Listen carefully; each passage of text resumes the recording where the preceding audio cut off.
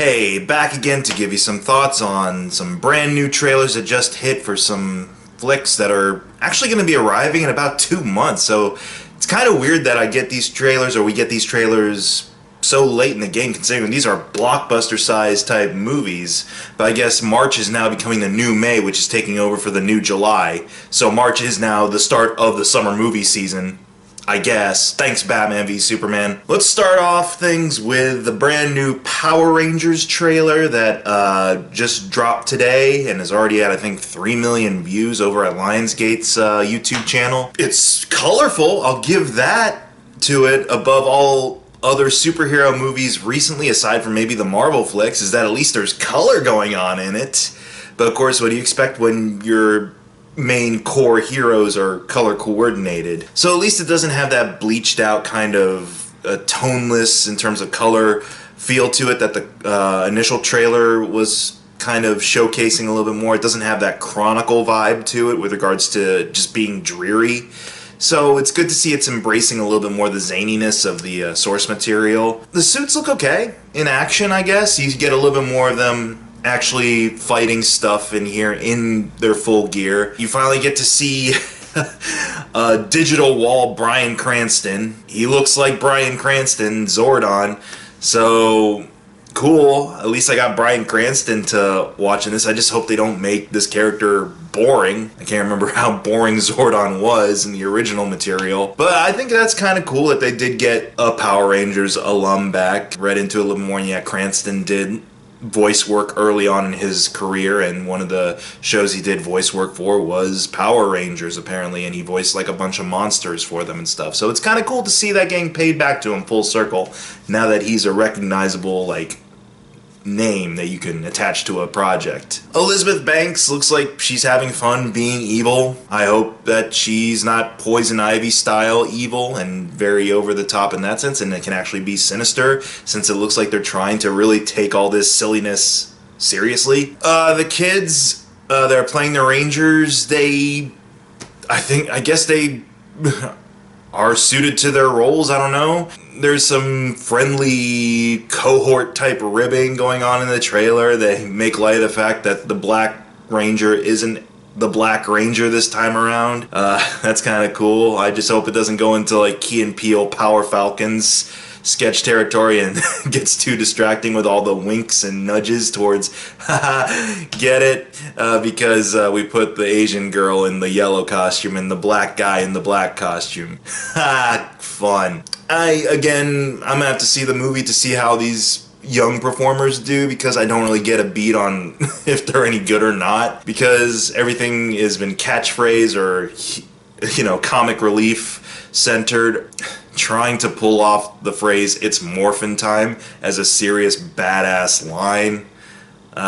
Sorry, it's just one of those phrases that no matter how you say it, no matter how sincere or how intimidating you're trying to be, it's morphin' time.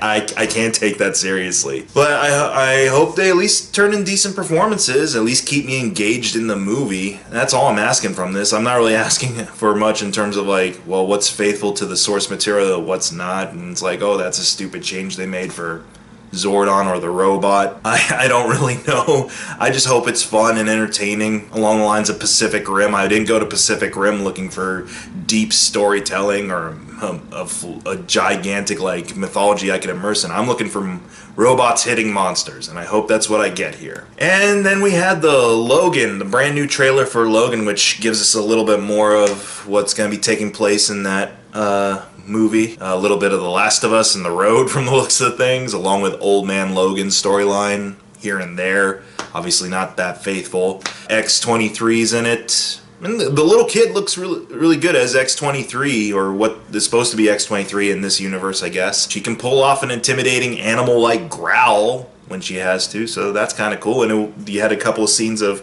her and Logan, you know, kind of working off of each other in terms of fighting, and I think she at one point jumped off of his back for leverage and stabbed the dude, so that's kind of cool. I hope the R rating for this movie isn't solely for language, and that they actually just go balls to the wall with the blood and guts, as you should with a Wolverine movie. Don't pull your punches in the violence department. I could give a crap if Charles Xavier just suddenly started taking up the word fuck for every other sentence, because that's all that really changed between the general trailer they released for the movie and the red band was, okay, you hear Logan and Charles Xavier say fuck. You've heard them say this before in the other X-Men films. I just hope that's not the only reason they're going for an R with this, is because, hey, if Deadpool can get away with cussing and fart jokes, maybe we can, because this is not the movie for it. I just find that kind of funny, that the big difference between a red band trailer and the general trailer is, oh my gosh, your lead said fuck. Although it was kind of funny to hear Patrick Stewart be like, she's 11 years old and I'm pushing fucking 90. This kind of crotchety old man being like, young whippersnappers, how can you take all this abuse and I'm 90 and I'm barely hanging on. I did like the reference that they put in there that the X-Men comics exist in the X-Men universe, and like Logan has a stack of them. He's like, oh, she's a big X-Men fan, look here.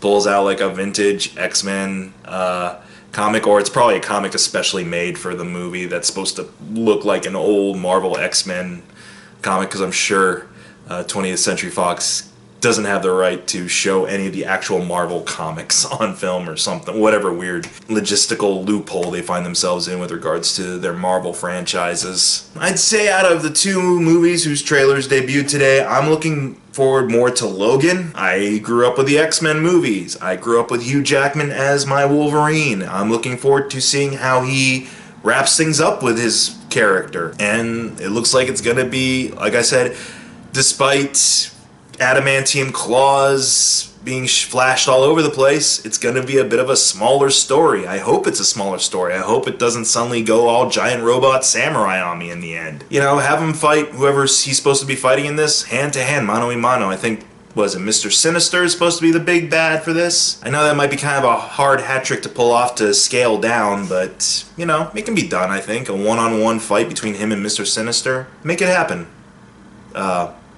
20th Century Fox and subsidiaries of Marvel that aren't actually Marvel. But I mean, Power Rangers still looks like it could be some brainless fun, at least. There's one thought that crossed my mind here, and that's, I read that none of the original Flesh and Blood cast members from the original series were offered cameos, except for Bryan Cranston. But yeah, Flesh and Blood cast members, he did voice work. That's completely different, apparently. I know my friend Jason over at the Three Geeks podcast, which you should check out, by the way. I'm on there every once in a while. He's a big Green Ranger, I don't remember the actual character's name, but Green Ranger Jason David Frank fan. This guy loves his Jason David Frank. I even did a custom Jason David Frank sketch cover for him for one of the Power Rangers comic books that came out as a gift. And I know nothing would make my buddy Jason happier than to hear that JDF has a cameo in the Power Rangers movie. I know he's probably hoping that he's like, oh, it's got continuity and he'll become the Green Ranger in the sequel or something like that. Secretly, I'm hoping JDF just plays like the gym coach or something in the high school, and that's the most you get of him, just because I would love to see Jason's response to that. It could go either way. It could be like, oh, it's just cool to see JDF on the big screen again, or he could really flip out and be like, what a disservice to JDF. He's like, he should have been the Green Ranger. Let's put that petition online now. Would you be pissed, Jason, if JDF just played the gym teacher or the janitor or something and got to say one line? Let me know, buddy. That's all I got in terms of new trailers. Yep, the summer officially begins in March now. Let's just get through the first 2 months of this new presidency before we start moving up our summer blockbusters into the spring. See ya.